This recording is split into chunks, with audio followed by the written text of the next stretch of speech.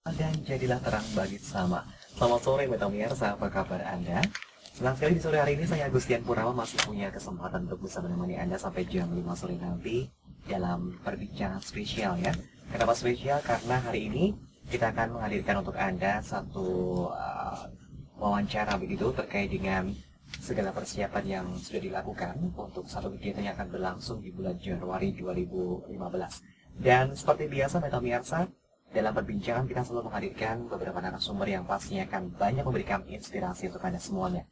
Dan di kesempatan sore hari ini, kita akan menemani Anda semuanya bersama dengan rekan-rekan dari SYC atau Solo Youth Club yang tentunya kali ini pemirsa bisa dibilang mereka akan kembali mengadakan sebuah acara seminar begitu ya.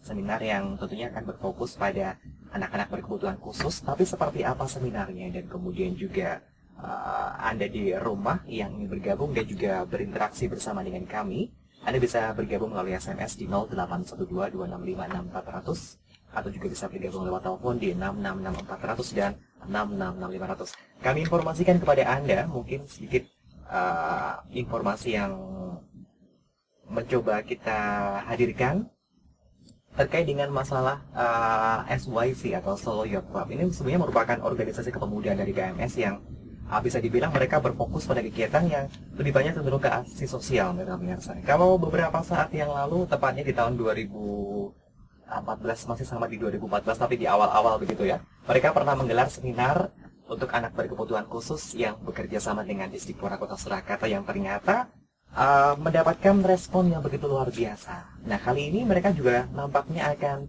kembali mengadakan acara yang serupa, tapi seperti apa? Sudah hadir bersama dengan saya di studio Radio Meta. Yang pertama ada Bapak Tanu dan juga ada Mas Andrew ya. Mereka berdua adalah panitia acara seminar yang akan berlangsung di bulan Januari 2015 nanti. Selamat sore Pak Tanu. Selamat sore. Mas Selamat Andrew. sore. Kabar baik ya sore hari ini ya? Luar biasa. Luar biasa semangat juga pastinya ya. Karena mengingat tadi sudah kita informasikan kepada pendengar bahwa di awal tahun 2014 sudah berhasil menggelar satu acara yang ternyata antusias dari masyarakat begitu luar biasa. Nah, tapi sebelum nanti kita akan membahas terkait dengan masalah seminar tersebut, mungkin Bapak Tano atau Mas Andrew nih yang pengen sedikit sharing juga kepada pendengar, kepada pemirsa di rumah tentang SYC. Ini mengingatkan acara kegiatan cukup banyak sekali ya. Kalau bisa dibilang lebih banyak berfokus ke kegiatan yang berbau sosial begitu. Tapi sebenarnya kegiatan-kegiatan semacam apa sih yang selama ini mungkin sudah menjadi visi misi dari SYC sendiri? Ke Pak Tano mungkin silakan. Ya, oke. Terima kasih Mas Tian. Selamat sore. Seperti diketahui bahwa SYC atau Solo Youth Club ini kan satu kegiatan bidang kepemudaan baik yang di bawah Perkumpulan Masyarakat Surakarta. Jadi sesuai visi misinya tentunya juga mengikuti dari PMS sendiri, yaitu sosial kemasyarakatan. Namun demikian kita sedikit mengarah karena ini forum pengusaha dan profesional muda Solo. Tentunya kita ada memang sedikit menitik beratkan di entrepreneurship, tapi tidak lepas dari sosial kemasyarakatannya. Jadi kita inginkan pengusaha-pengusaha yang muda ini sudah memulai ikut tersentuh dan berpartisipasi dalam aksi sosial di masyarakat. Kalau boleh diceritakan kan sebenarnya untuk kegiatannya cukup banyak ya Pak ya. Beberapa saat yang lalu sempat ada kayak semacam PMS Job Fair yang juga didaulat oleh dari SYC sendiri yang terlibat. Kemudian seminar yang berlangsung kemarin yang fokusnya justru lebih ke anak-anak berkebutuhan khusus. Betul. Nah, mungkin bisa diinformasikan juga sebenarnya kalau kita flashback ke belakang, sebenarnya awal mulanya seperti apa sih Pak dari SYC sendiri? Kenapa punya ketertarikan begitu ya dengan acara sosial semacam ini, khususnya untuk seminar tadi, kemudian juga ada job fair sendiri gitu. Jadi seperti tadi kita sebenarnya entrepreneurship. Jadi entrepreneurship itu kita banyak melakukan, sebenarnya juga ada seminar bisnis ada beberapa mengundang narasumber ekonom dan sebagainya. Lalu yang di sosial kemasyarakatan itu termasuk tadi job fair, kepedulian kita pada masyarakat ya. Lalu juga seminar yang kebetulan kita sedikit peduli terhadap anak-anak ini. Dengan pengalaman teman-teman, lalu dari anggota kita sendiri atau melihat dari lingkungan, ternyata banyak anak berkebutuhan khusus. Dan ini ternyata semakin hari semakin bertambah untuk risiko itu ya. dan yang pernah saya pribadi alamin bahwa waktu di sekolah, saya melihat anak saya sendiri sekolah di sana, di mana seorang guru satu kelas itu satu orang guru menangani hampir 40 sampai 50 murid. Ya, disitulah kadang-kadang dengan situasi dan perkembangan mungkin karena ada teknologi ya, dari asupan yang dimakan anak-anak sekarang ini kan sedemikian rupa sehingga ada kontaminasi kimia dan sebagainya. Banyak anak yang sepertinya hiperaktif dan sebagainya. Dari situlah antara guru dengan jumlah murid yang ditangani, lalu anak ini sendiri demikian aktifnya, kadang-kadang guru hanya menilai akhirnya adalah hitam di atas putih. Ibaratnya kalau ujian atau tes, kalau nilainya kalau jelek ya udah nggak naik kelas gitu, karena hanya dinilai dari situ saja. Padahal anak-anak ini kadang-kadang dia mempunyai dunianya sendiri yang luar biasa sebenarnya gitu. Dan kadang-kadang guru tidak mengetahui bahwa anak ini sebenarnya punya talenta atau potensi yang luar biasa. Setelah kita mulai peduli. Ya, baik. Nah, kalau tadi seperti kita informasikan di tahun 2014 awal ya, Pak, ini kan responnya begitu luar biasa. Dan kalau tidak salah kemarin justru fokusnya ke tenaga pendidikan ya, yang menjadi target untuk bisa ikut bergabung. Kalau untuk di tahun 2015 nanti, apakah juga masih target yang sama atau justru akan semakin luas, dalam arti masyarakat umum juga mereka bisa terlibat di acara seminar ini? Betul. Jadi seminar yang kita garap, jadi saya sedikit agak masuk sedikit, bahwa kita selalu juga menyisipkan misi sosial kita. Selain kita memang memberikan informasi perkembangan apa itu anak berkebutuhan khusus itu sendiri, lalu yang tahun kemarin awal-awal ini kita sedikit general, apa itu kebutuhan anak berkebutuhan khusus, lalu terapisnya yang sedikit yang sudah berada di Solo dan sebagainya. Lalu kita melibatkan selain memang keluarga yang memang mempunyai anak berkebutuhan tadi, juga kami melibatkan guru-guru, baik guru dari sekolah autism itu sendiri maupun guru sekolah umum, supaya mereka mengetahui anak ini perkembangan ini harus penanganannya bagaimana. Nah, karena animo kemarin demikian luar biasa, untuk tahun ini kita sedikit lebih fokus benar-benar ke autism. Ya, jadi penanganannya dengan metode apa yang lebih canggih dan berkembang saat ini dan itu lebih mengena. Kita akan bekerja sama dengan Autism Partnership dari Singapura. Dan ini salah satu perusahaan terapis yang cukup terkenal di sana. Baik, dan mereka cukup punya kepedulian yang begitu besar ya terhadap anak-anak berkebutuhan khusus. Nah, tadi sebelum kita mulai acara ini saya sempat ngobrol bersama dengan Pak Tadu dan juga Mas Endro. Ini ngomong-ngomong katanya Mas Endro pernah di Singapura dan juga terlibat mungkin sebagai relawan begitu ya. Nah, mungkin sebelumnya kita akan membahas terkait dengan seminar, bisa sharing sedikit Mas. Sebetulnya kalau di sana seperti apa sih kepedulian dari masyarakat, dari pemerintah, dan juga tadi ya ada satu perusahaan yang memang mereka benar-benar konsen untuk memberikan perhatian mereka kepada anak-anak berkebutuhan khusus sendiri. Iya, terima kasih Mas Tian. Selamat sore. Ya, sebetulnya waktu itu tahun 2010 saya di Singapura ya, kerja sebetulnya. Bukan sebagai relawan. Jadi memang setelah kuliah, lulus kuliah saya bekerja dan kebetulan saya mendapatkan pekerjaan di bidang karena kuliah saya di bidang psikologi waktu itu di National University of Singapore. Terus kebetulan saya tertarik dengan perusahaan ini karena kalau kita melihat sebetulnya autism sendiri itu tidak banyak orang yang memahami.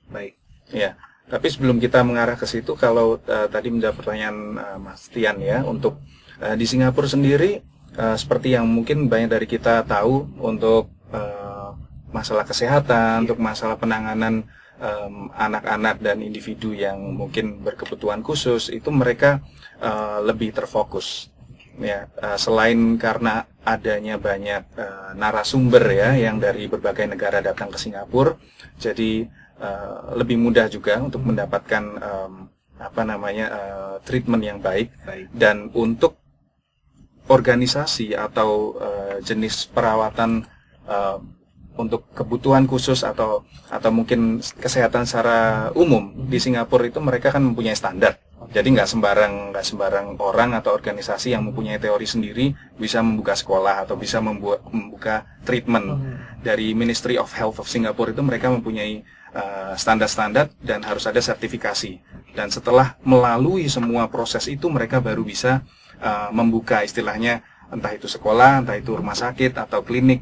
Dan memang kalau kita ke Singapura sendiri, mungkin banyak ya kita mendengar yang berobat ke Singapura atau treatment ke Singapura. Nah, kebetulan untuk di bidang autism sendiri, memang di Singapura itu yang Autism Partnership ini, perusahaan di mana saya bekerja dulu, itu merupakan salah satu perusahaan unggulan untuk terapi anak-anak berkebutuhan khusus, terutama di Autism Spectrum Disorder.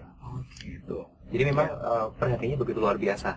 Iya, luar biasa sekali. Luar biasa sekali. Dan mungkin itulah yang jadi alasan mengapa untuk seminar yang akan berlangsung di bulan Januari nanti, Mata Pemirsa, mereka sengaja mendatangkan begitu ya narasumber dari apa namanya Mas? Autism Partnership. Autism Partnership yang ada di Singapura sana ya, untuk bisa berbicara. Jadi memang karena memang mereka sudah punya pengalaman, bisa dibilang seperti yang nantinya akan di-sharingkan untuk para peserta yang akan berlangsung di bulan Januari. Nanti kita akan ngobrol lagi terkait dengan seminar ini. Dan untuk Anda di rumah, Metamiasa, jangan lupa untuk bisa mengirimkan SMS Anda di 081226564400 atau juga bisa bergabung lewat telepon di 666400 dan 666500. Kita akan kembali, tapi sebelumnya kita harus break dulu untuk bisa menyimak komersial yang akan hadir berikut ini spesial untuk Anda. Masih dalam perbincangan spesial sampai tepat di jam 5 sore nanti bersama dengan rekan-rekan dari Solo Youth Club yang tentunya masih akan membagikan informasi kepada Anda tentang acara yang akan berlangsung nanti di bulan Januari 2015, yaitu seminar yang nampaknya untuk pelaksanaan tahun 2015 nanti lebih banyak berfokus untuk anak berkebutuhan khusus, tapi lebih ke autis begitu Bapak Tanu ya. Oke, baik. Tapi mungkin ada beberapa dari antara masyarakat yang kadang-kadang mereka punya pemahaman yang mungkin masih keliru atau bisa dibilang sebagai mitos-mitos yang mungkin bisa kita luruskan juga terkait dengan masalah autis ini sendiri. Nah, mungkin dari Pak Tanu atau Mas Andrew yang mungkin bisa sedikit memberikan ulasan singkat terkait dengan masalah autis itu sendiri seperti apa, sehingga Pak tidak bisa memberikan informasi yang tepat kepada pendengar, kepada Metamiasa di rumah. Iya, silakan Mas Andrew. Sebetulnya kalau kita mendengar tentang autis itu, kalau dari yang saya amati di Indonesia, terutama di Solo sekitarnya ini, masih banyak orang yang mungkin merasa takut ya, atau mungkin kurang mengerti autis itu apa gitu. Dan yang pertama, mungkin kalau kita bahas tentang autis itu adalah Autism Spectrum Disorder. Jadi spektrum itu ada dari satu ujung ke ujung lain gitu. Jadi ada yang mungkin sedikit autis atau yang mungkin lebih dampaknya lebih besar. Ya, jadi banyak yang tanya ke saya juga waktu saya masih profesinya di Autism Partnership itu, sebetulnya anak autis itu bisa sembuh nggak sih gitu. Iya, tapi kalau kita bilang sembuh itu kan berarti harus sakit. Iya kan, seperti bukan penyakit ya. Bukan penyakit. Kalau saya sendiri analoginya itu seperti anak yang terlahir mungkin tunanetra, atau anak yang terlahir buta warna, atau mungkin bisu tuli, seperti itu. Mereka terlahir dengan keterbatasan, ya, dan dengan keterbatasan ini kita tidak bisa istilahnya menyembuhkan mereka. Tapi apa yang bisa kita lakukan adalah memberikan atau mengajarkan cara kepada mereka supaya bisa hidup di dalam lingkungan saat ini, di dalam society ya, dengan keterbatasan mereka itu. Dan sama halnya dengan anak-anak autis. Sebetulnya mereka itu adalah sama seperti kita. Ada yang pintar juga, yang cantik, yang ganteng, dan yang berbakat di musik, di menari, dan banyak juga yang sebetulnya mempunyai kelebihan-kelebihan gitu. Tetapi ya itu, banyak yang tanya bisa sembuh nggak? Nah, cuman di sini banyak yang kekurangannya adalah tidak banyak yang memahami kalau itu bukanlah sebuah penyakit, tapi merupakan sebuah keterbatasan yang harus kita pahami. Dan ada caranya agar kita bisa menjembatani mereka, anak-anak yang autis ini, supaya dapat hidup dalam lingkungan sekitar mereka yang istilahnya normal. Iya. Baik. Dan sebelum kita akan lanjutkan lagi. Silakan untuk Anda Meta Pemirsa, tadi sudah ada yang bergabung di 666400 atau juga di 666500. Kita masih menunggu atensi Anda untuk bisa ikut bergabung ngobrol bareng ya bersama dengan Bapak Tanu dan juga Mas Endro. Di 400, halo selamat sore. Ya, halo selamat sore. Oke, baik. Bisa dicoba lagi nanti Meta Pemirsa ya di 666400 atau juga di 666500. Kita masih akan berbicara terkait dengan masalah seminar dan juga mungkin fokusnya ke autis. Kembali ke Mas Andrew tadi, jadi intinya dalam seminar ini nanti justru akan mengajarkan kayak satu metode begitu ya, metode yang paling tidak nanti sebagai orang tua atau mungkin tenaga pendidik begitu ya, mereka bisa menjembatani agar anak-anak autis ini mereka juga bisa bersosialisasi dengan masyarakat secara umum. Betul. Begitu. Nah ini mungkin sedikit mengupas tentang hal yang pengen disampaikan dalam seminar nanti. Mungkin seperti apa sih Mas gambarannya begitu? Karena mungkin kalau kita ngomongin soal metode kan ada banyak begitu ya. Betul. Iya. Silakan Mas Hendro. Iya. Memang seperti yang tadi Mas Tian bilang ya, ada banyak sekali ya treatment. Kalau saya lihat malah macam-macam itu dari A sampai Z, dan banyak yang kalau saya sendiri sih ragu ya mereka tuh efektif atau enggak gitu. Dan bahkan banyak orang tua dari anak berkebutuhan khusus ini mengeluarkan banyak sekali uang untuk perawatan itu, tapi hasilnya juga kurang kelihatan gitu. Nah, kalau dari pengalaman saya sendiri ya, untuk treatment autis itu memang saat ini yang paling terbukti keefektifannya itu adalah treatment dengan cara ABA. Nah, mungkin beberapa orang tua yang mencari tahu research tentang penanganan autis pernah mendengar tentang ABA itu. Dan perawatan ABA ini sebetulnya adalah suatu teknik ya yang paling diakui di seluruh dunia saat ini ya untuk penanganan autism. Dan sampai sejauh ini belum ada metode lain yang terstruktur dan mudah diukur hasilnya seperti ABA ini. Nah, dan ABA ini sendiri sebetulnya dicetuskan oleh 15 tahun lalu oleh seorang psikologis ahli anak ya dari Amerika yang namanya Dr. Ivor Lovaas. Ya, jadi sering disebut juga Lovaas Method. Ya, dan sebetulnya saya juga melihat di beberapa toko buku di Indonesia dan di Singapura juga ada beberapa buku-buku tentang autism yang telah membahas tentang ABA ini. Dan yaitu berawal dari Dr. Lovaas itu. Nah, kebetulan Dr. Lovaas itu sewaktu dia menjadi profesor di UCLA, nah ada dua orang ini yang namanya Dr. Ron Leaf dan Dr. John McEakin yang dia dari Amerika juga. Waktu mereka kuliah S1 itu adalah anak didik dari Dr.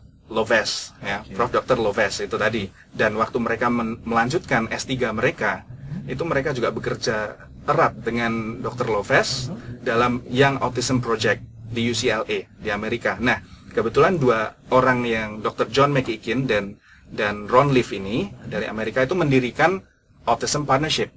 Baik. Jadi sampai saat ini Autism Partnership itu telah dikenal dan diakui di Amerika dan di Asia secara garis besar sebagai suatu organisasi yang istilahnya belajar langsung dari guru besarnya ABA itu ya. Dan salah satu cabang Autism Partnership Amerika di Asia itu adalah di Singapura dan di Hong Kong. Nah, kebetulan saya bekerja di cabang yang di Singapura. Iya, begitu. Oke, baik. Tadi di telepon kita sama kembali yang bergabung di 400. Halo, selamat sore. Iya, baik, selamat sore. Dengan Bapak siapa, di mana Bapak? Bapak Bayu di kawasan Bejen ya. Silakan langsung bersama dengan Bapak Tanu atau Mas Andrew untuk bisa ikut bergabung dalam dialog di sore hari ini.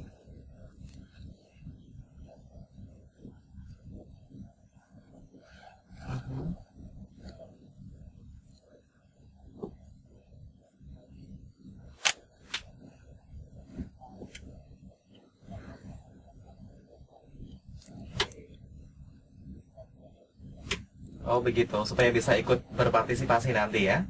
Oke.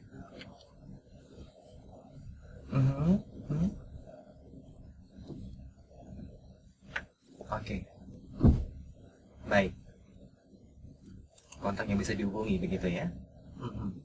Oke, begitu saja. Baik, terima kasih. Selamat sore untuk Bapak Bayu. Dan nampaknya pertanyaan yang disampaikan Bapak Bayu hampir sama dengan disampaikan oleh Ibu Sulis. ini menanyakan untuk acara ini kapan, terus kemudian untuk tiketnya harganya berapa, apakah bisa konsultasi langsung dengan ahlinya begitu? Ke Pak Tanu silakan. Ya, oke. Jadi rencana seminar kita akan digelar tanggal 31 Januari 2015. Tempatnya nanti masih tentatif. Oke, baik. Tapi kita akan selalu informasikan lewat publikasi nanti tentunya menjelang Mendekati pelaksanaan, pasti Oke. kita akan heavy ya mengenai promosinya supaya bisa sampai ke peminat ya paling tidak begitu. Baik. Juga termasuk mengenai kontribusi. Jadi nanti mungkin akan kita sampaikan berikutnya. Tapi jelas kita ada subsidi silang di mana memang misi sosial kita tetap berjalan. Lalu tadi mulai jamnya kita sudah canangkan mulai jam 9 pagi, sampai dengan jam 4 sore. Oh, begitu ya. Seharian Cukup penuh. panjang. Bahkan yang ada VIP karena kita memang ada satu kelas khusus untuk parent langsung bisa konsultasi, itu ada extensionnya tambah 2 jam lagi. Oh begitu, berarti Ya, sampai, untuk orang tua. sampai jam 6 sore. Sampai jam 6 sore. Nah, jadi yang reguler dari jam 9 pagi sampai jam Jam 4 sore, 4. lalu jam 4 sampai dengan jam 6 itu ada tambahan untuk yang memang ada VIP. Mohon maaf memang ada sedikit perbedaan karena Oke, kita baik. menambahkan jam 2 Oke. jam itu untuk khusus orang tua untuk konsultasi langsung. Berarti sekaligus juga bisa menjawab pertanyaan dari Ibu Sulis. Kalau misalnya pengen konsultasi bisa, tapi Betul. harus kelas yang Bisa, tadi ya, Ya, VIP betul, lagi ya. Betul. Ya. Oke, Jadi baik. kita karena jauh-jauh dari pembicaranya biar sekaligus tuntas gitu satu hari gitu. Oke, tapi kalau boleh tahu ini kan acaranya cukup panjang sekali dari jam 9 sampai jam 4 sore. Kira-kira nanti seperti apa sih Pak gambaran dari berlangsungnya acara? Apakah hanya sekedar mendengarkan saja dari beberapa pembicara yang memaparkan tentang teori atau bagaimana nanti mungkin? Oke. Sebetulnya kalau kita bicarakan tentang autism itu kan cukup kompleks ya. Oke, baik. Dan memang dibutuhkan karena itu spektrum disorder, dibutuhkan penanganan dengan sistem terstruktur, dan untuk individu itu setiap individu beda. Mungkin ada anak A, anak B, anak C sama-sama autis tapi kebutuhannya beda. Ada yang satu mungkin mempunyai masalah behavioral, mereka tidak bisa duduk diam, mungkin mereka teriak-teriak sukanya. Ada yang masalah B, mungkin mereka masalah orangnya diem tapi kadang diam-diam melukai diri sendiri gitu kan. Jadi kebutuhannya khusus dan dalam Berbeda-beda ya? iya, dan itu untuk memahami bagaimana cara istilahnya menjembatani mereka dalam kehidupan sosial itu memerlukan pemahaman yang lebih mendalam lagi tentang autism ini. Makanya untuk seminar bulan Januari nanti sengaja kita kupas semuanya lebih mendalam tentang autism itu sebetulnya apa, dan dalam konteks kehidupan sehari-hari itu artinya apa gitu, dan juga nanti mengarah ke kalau kita punya anak autis misalkan atau mengajar anak-anak autis itu sebetulnya apa yang ada di dalam pikiran anak-anak itu gitu. Sebagai contoh, kita kalau dari pengalaman saya ini, kalau ada anak autis diberi terapi nangis, hanya menangis saja itu artinya macam-macam. Bisa sebagai avoidance, maksudnya avoidance itu mau melarikan diri dari tugas yang diberi. Iya, bisa jadi sebagai memang dia merasa sedih, distress ya, distress. Jadi karena dia memang nggak sanggup tapi dipaksa gitu. Bisa juga dia itu nangis untuk attention, mencari perhatian. Nah, kalau dia nangis misalkan untuk attention, kita beri attention, ya sudah, nanti dia akan terus-terus menggunakan nangis itu untuk mendapatkan attention kita, senjata kita. Nah, hanya dengan menangis saja kita harus mengupas itu tujuannya untuk apa gitu. Ya, makanya nanti untuk seminar bulan Januari itu betul-betul kita kupas dari setiap perilaku itu. Ya, jadi Panjang ya. iya cukup panjang memang, dan nanti waktunya. pasti ada kita juga sediakan untuk tanya jawab karena berhubung narasumber kita juga sudah sekian lama mendalami di bidang autism ini. Jadi memang sungguh luar biasa nanti kita mendapat kesempatan mereka untuk datang ke Solo ya